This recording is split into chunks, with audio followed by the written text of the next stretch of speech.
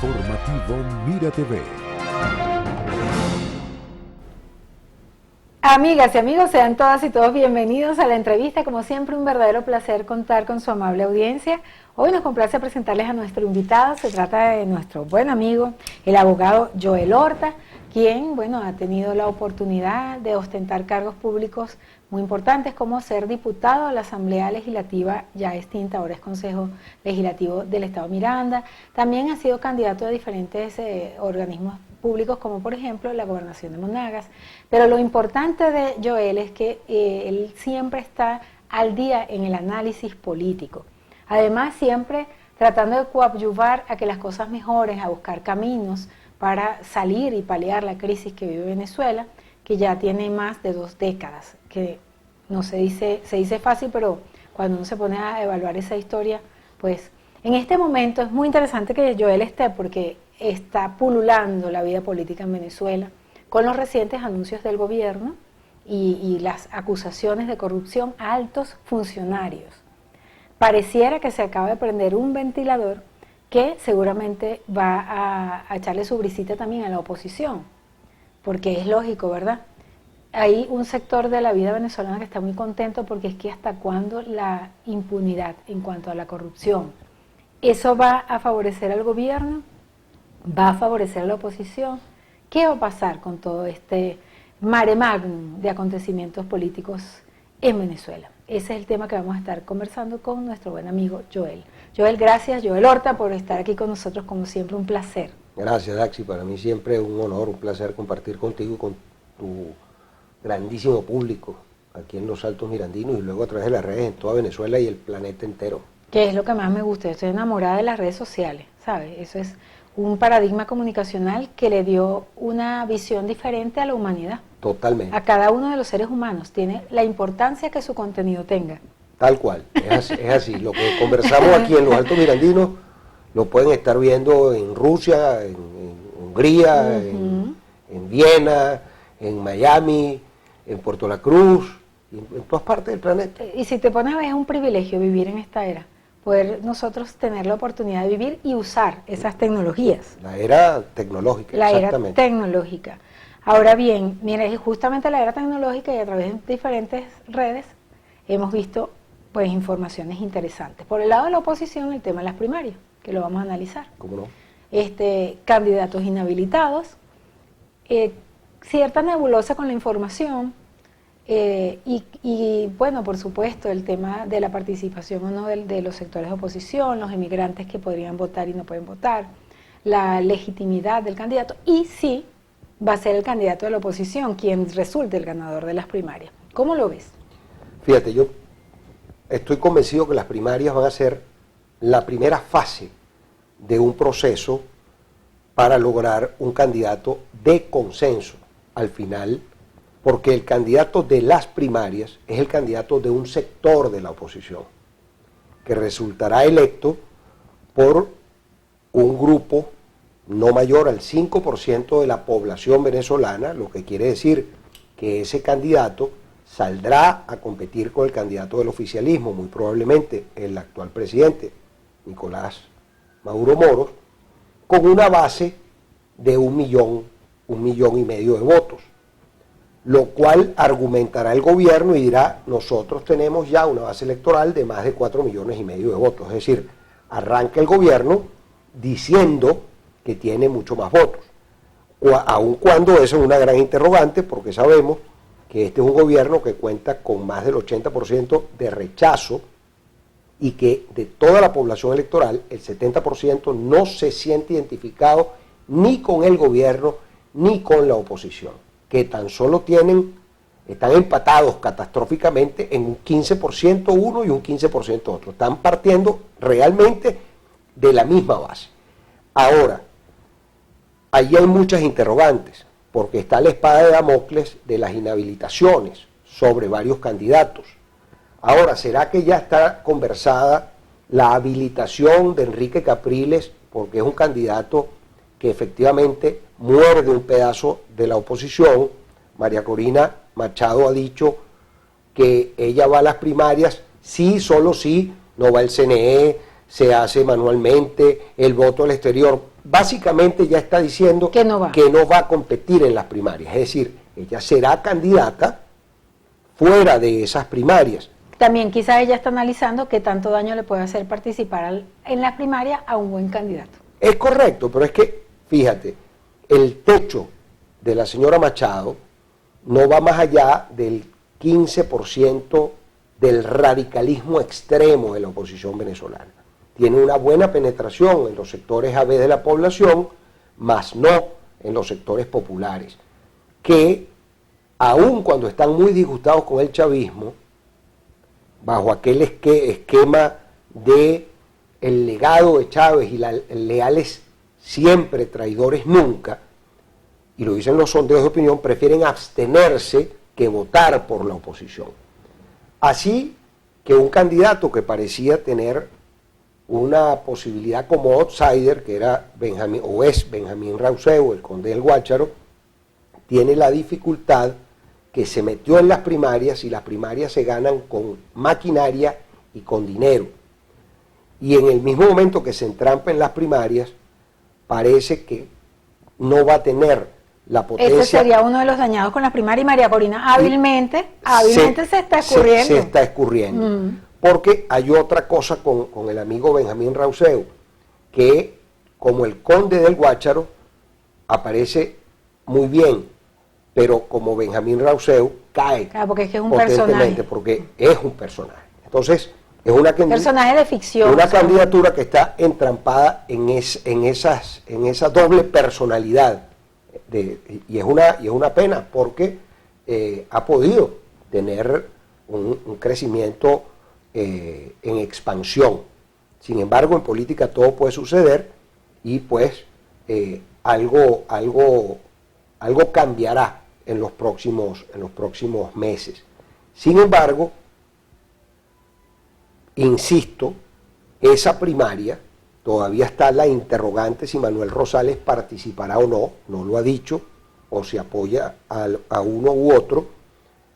Está el alcalde Sayek, que es el alcalde del municipio de Latillo, por fuerza vecinal, que ha manifestado que participaría, y al día de hoy entiendo que son 10 los únicos que se han inscrito. En este caso está también César Alejandro Pérez Vivas como candidato en representación de los socialcristianos, porque quien tiene la tarjeta de Copey no se ha manifestado. Dijo de hecho que no va a participar, que no van a participar en las primarias. Hicieron una declaración pública. Sí, porque ahí hay una línea de argumentación que es no participar en las primarias, sino que ir con una candidatura con su tarjeta verde. Con su tarjeta verde. Por eso es que te digo que las primarias son una primera fase de este proceso.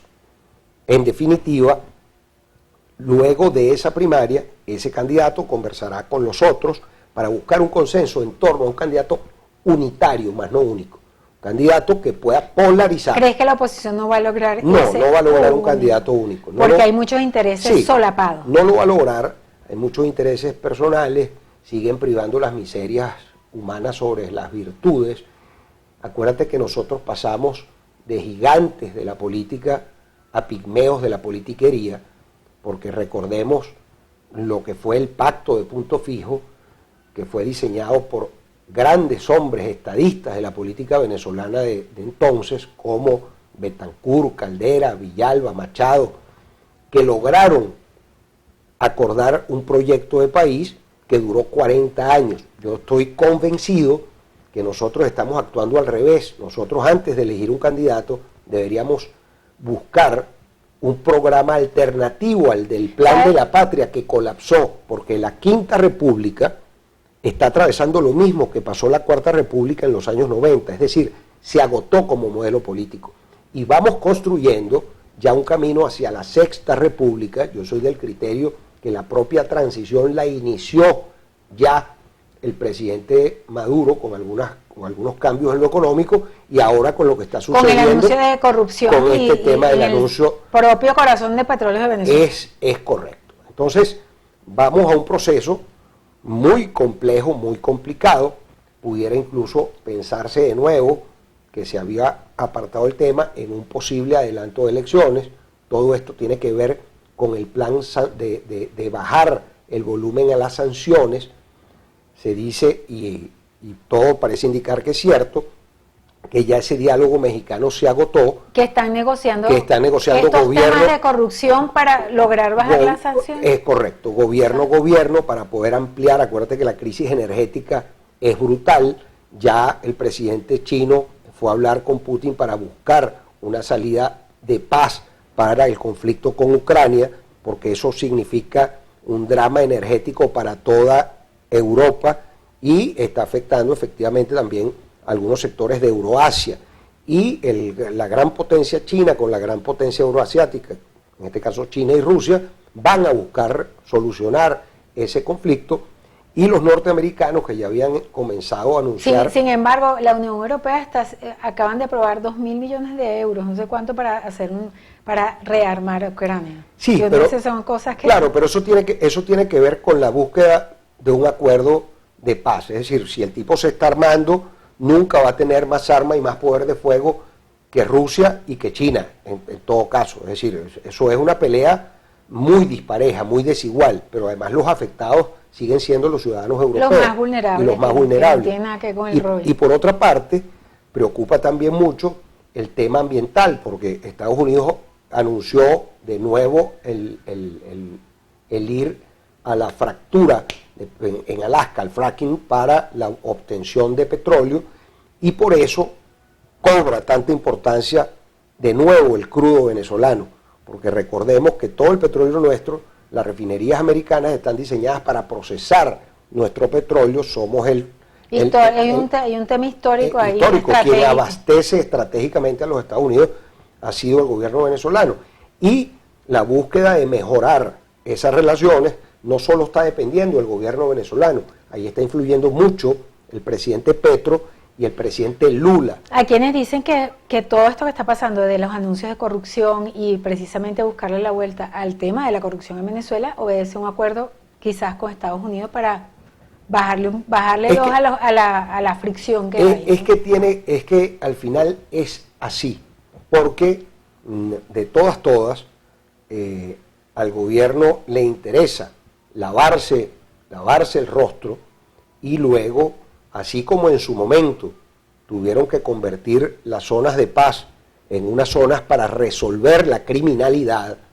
Para ponerse de acuerdo con las bandas. Porque eso era insostenible. Era invivible una Venezuela con esos niveles de violencia tan brutal. Pues ahora ocurre lo mismo con el tema de la corrupción, porque no es posible que en un país donde la gente no tiene con qué comer, donde no tiene cómo sanarse, donde no tiene cómo trasladarse, entonces funcionarios de segunda y de tercera categoría se paseen en grandes camionetas último modelo que valen miles de dólares, ostentando con escoltas, con motos costosísimas, comiendo en los restaurantes más lujosos de las distintas capitales de las ciudades, pues no solo en Caracas. Eso irrita a la base del chavismo, quien comenzó a alejarse de esas estructuras partidistas, y efectivamente eso lo siente el gobierno y dice, vamos a un proceso electoral, y si no tenemos de nuevo una reconexión con nuestra base social, vamos a quedar desnudos. Entonces, como desnudo está la base y pasando hambre y trabajo. Es así. Esta lucha contra la corrupción, sin embargo, nos debe unir, porque nos debe unir como venezolanos, porque no hay corrupción buena y corrupción mala. Y ya lo anunció el presidente ayer en rueda de prensa. Así como va tras la cabeza de un grupo importante de corruptos vinculados al gobierno, va la justicia también a actuar contra los que actuaron de manera corrupta, valga decir, del lado de la oposición venezolana. Eso debería ser la justicia. En la próxima parte, Joel, me gustaría que tú profundices en un tema que tocaste, que me parece medular en este momento. Quizás en la mayoría de los países donde hemos tenido problemas relacionados, más o menos parecido a lo que pasa en Venezuela, en Chile y otros, incluso tú lo acabas de mencionar aquí, hubo un pacto de punto fijo que fue demonizado, por cierto, por muchos sectores del actual gobierno en su momento. Hay la necesidad en Venezuela de ya de verdad, hacer un pacto, por lo menos en los sectores de oposición. ¿Está la oposición venezolana suficientemente preparada para tener esa nobleza política y tratar de decantar una posibilidad cierta de poder ganar unas elecciones presidenciales? ¿Cuál es el análisis de nuestro invitado? Eso en la próxima parte. Informativo Mira TV.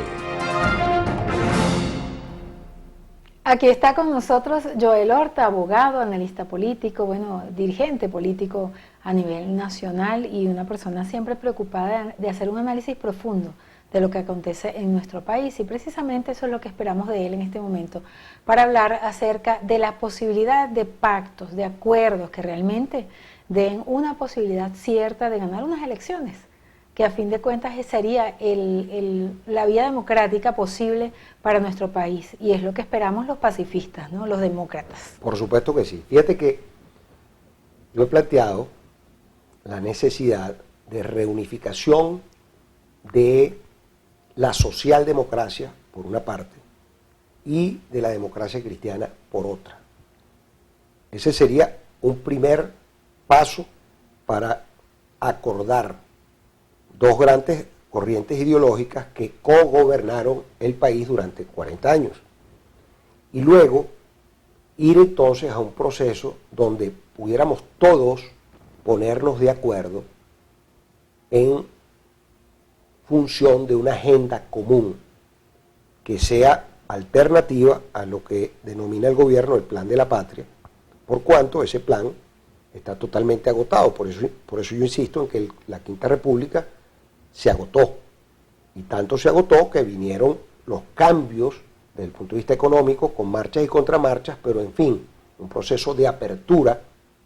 Yo no creo ni en el socialismo ni en el capitalismo, yo creo en la economía social de mercado, también creo en los acuerdos políticos, y creo que luego que nos acordemos en la oposición, tenemos que ir a llegar a acuerdos con el gobierno, para poder tener el próximo gobierno, sea del oficialismo o de la oposición, un gobierno que pueda ser sustentable en el tiempo, que exista gobernabilidad y pueda haber reinstitucionalización en la República. Este paso de guerra contra la corrupción nos hace ver que es una purga por un lado, pero también es un movimiento desde el punto de vista político muy hábil para poder concretar de alguna manera otra vez la estructuración del PSV. Por otra parte, soy un convencido que el satanizado pacto de punto fijo va a ser sustituido por el pacto, llámese, de Fuerte Tiuna, o el pacto de Miraflores, o el pacto de los Altos Mirandinos, donde sea la locación. Donde sea la locación. Pero tenemos que construir un nuevo pacto social, un nuevo pacto de reconciliación y un nuevo pacto que nos permita dejar atrás los odios y resentimientos, y entendamos que aquí tendremos que configurar un gobierno de amplia base, un gobierno donde haya entendimiento en materias vitales como el tema de la educación. Nuestros niños en los colegios públicos están viendo clases una vez a la semana, nuestros maestros no tienen salario, lo mismo pasa en liceos y universidades. El tema de la salud, que está privatizada el día de hoy, porque cualquier paciente tiene que llevar absolutamente todos los insumos para bien operarse o bien ponerse un yeso. Cuando que hasta el tema ese que han dicho de los militares que tienen que salir a ver qué hacen para subsistir. A que emprendan, imagínate. O sea, una cosa loca. Entonces, cuando observamos que... O sea, el salario no existe. Por eso, es que no solo no existe el salario, es que no existe la moneda.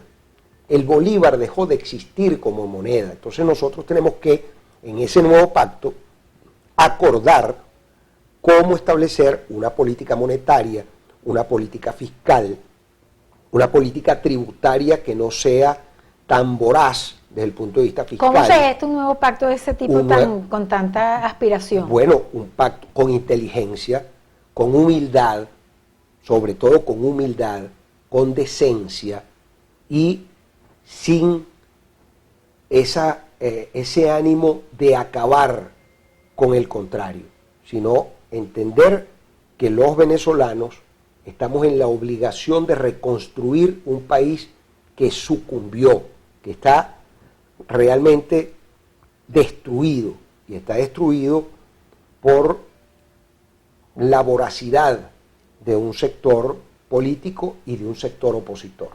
De modo que O sea, que se tiene que gestar una nueva visión del país. Totalmente, o sea, que porque no, somos mucho más... sin sacarlos para afuera, pero sin que sean medulares. Es así, somos independientes la mayoría de los venezolanos hoy día.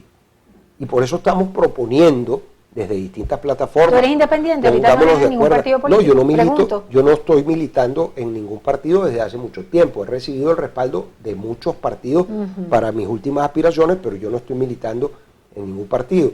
Ahora, ¿qué debemos hacer en ese nuevo pacto? Bueno, conversar con la civilidad que está y existe en el sector oficialista y con la civilidad y la inteligencia que está también en el sector ¿Y eso opositor. sería un movimiento nuevo? ¿De qué carácter? No, y sentarnos a discutir y a ponernos de acuerdo. Bueno, señores, ¿qué vamos a hacer nosotros con la industria petrolera? ¿Qué vamos a hacer nosotros con la industria minera? ¿Qué vamos a hacer nosotros con la agroindustria? ¿Qué vamos a hacer nosotros con las reservas acuíferas? ¿Qué vamos a hacer nosotros con el sector educación, salud, con el sector de ¿Quiénes se sentarían? infraestructura? Porque hemos tenido mesas de diálogo, ¿te acuerdas? Varias mesas. Bueno, que han hecho. tiene que ¿Cómo sentarse, sería la estructura de eso? Tiene que sentarse el presidente Maduro, que es el presidente actual y que tiene unas posibilidades de ser reelecto que están en los números. Entonces hay que actuar con sinceridad y con desprendimiento. Hay que sentarse con el actual presidente de la Asamblea Nacional. Hay que sentarse con quien dirige el Poder Judicial, porque el Poder Judicial tiene que ser también hay que renovado. sentarse, ¿consideras con los poderes establecidos y porque es el están ostentando el poder del Estado? Es el establishment, es el status quo.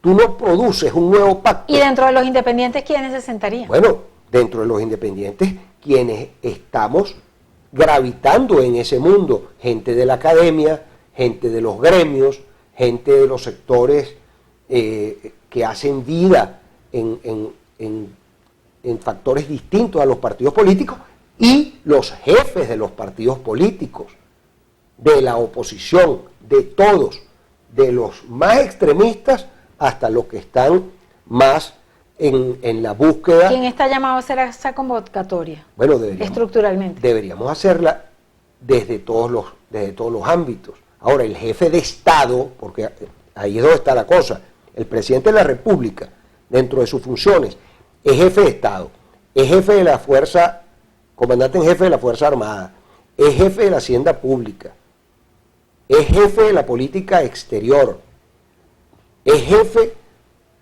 de gobierno. Entonces, entre otras atribuciones, el mayor convocante debería ser el presidente de la República, como jefe de Estado. Y con el estrés que tiene con los corruptos, se va a concentrar en eso. Bueno, tiene que hacerlo, porque esa cruzada anticorrupción ha debido iniciarse hace mucho tiempo. Pues más vale tarde que nunca, ya se inició, y yo felicito esa iniciativa.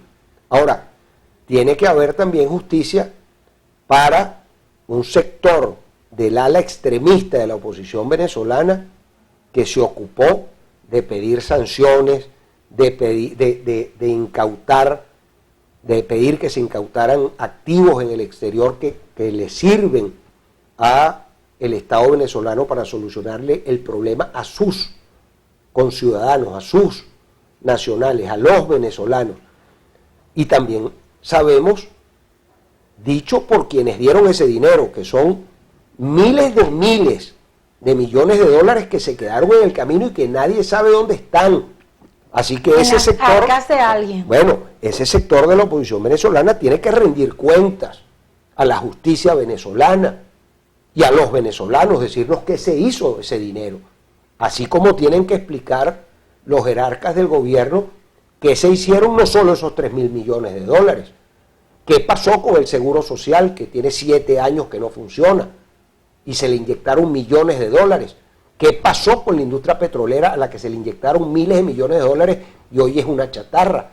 ¿Qué ocurrió con el sector agroindustrial al que se le inyectaron también miles de millones de dólares? Te escucho hablar y me da mucha tristeza, ¿sabes? Bueno, pero es la realidad. Tristeza, qué horrible lo que nos ha pasado a los venezolanos Sin con toda esta corrupción. Bueno, ¿qué pasó con el dinero que se le inyectó a las empresas básicas? ¿Qué pasó con el dinero que se le inyectó a las industrias y a las obras que empezaron a ejecutar las empresas brasileras y no se terminaron? Hay que pedir cuentas. Te voy a decir, si la guerra es el suicidio de la razón, esta corrupción es el suicidio del sentido común.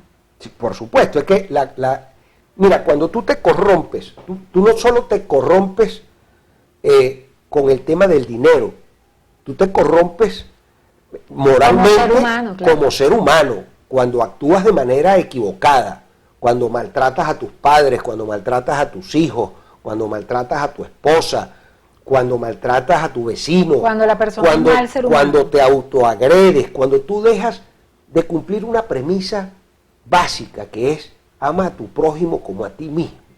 Cuando tú no logras perdonar, cuando tú no logras conciliar, bueno, te corrompiste como ser humano. ¿Crees que la oposición sí va a tener elecciones el 22?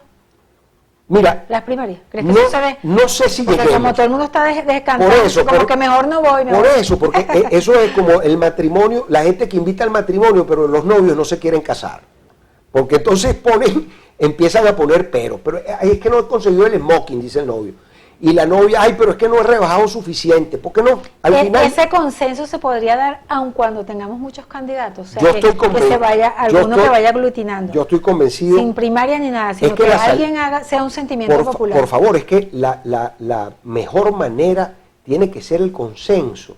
Y el consenso nos lleva a procesos que no tenemos que ver el sudafricano, donde Nelson Mandela tuvo de vicepresidente a De Klerk, que fue su verdugo, y donde en Chile, para que Pinochet entregara el poder, Ricardo Lagos declinó su candidatura en favor de Patricio Aylwin, que era el demócrata cristiano que había colaborado en el golpe de Estado contra Allende. Esa es la verdad, pero nosotros aquí tenemos ejemplos muy claros de transiciones políticas y de consenso, cuando la transición de Gómez a través del general López Contreras y luego del general Medina y luego con la Junta Patriótica y luego cuando cae Pérez Jiménez con el pacto de Punto Fijo.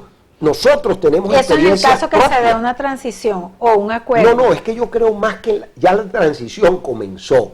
Yo lo que creo es que ahora tenemos que ir al proceso del convencimiento de la alternabilidad en el poder para que pueda ser viable el proceso democrático en Venezuela. Y bueno, definitivamente la corrupción, darle con todo. Un garrote con todo en el medio de la frente y darle un knockout fulminante. Ya está bueno. Ya está bueno, es correcto. Como dicen los pueblos, ya está bueno ya. Ya está bueno, pero por el tiempo, pero no por las ganas de seguir conversando contigo, que espero que se repita en cualquier momento. Cuando tú quieras, que para mí es un verdadero placer. Para mí un honor. Muchísimas gracias, Joel, por estar aquí con nosotros. Un abrazo para ti y toda tu gente. Y a ustedes, nuestros queridísimos y distinguidos televidentes, muchísimas gracias por aceptar esta amable conversación para ustedes, a nombre de nuestro director, Antonio Abrantes, y quien tuvo el inmenso placer de conversar con ustedes, Daisy Oropesa. Hasta la próxima.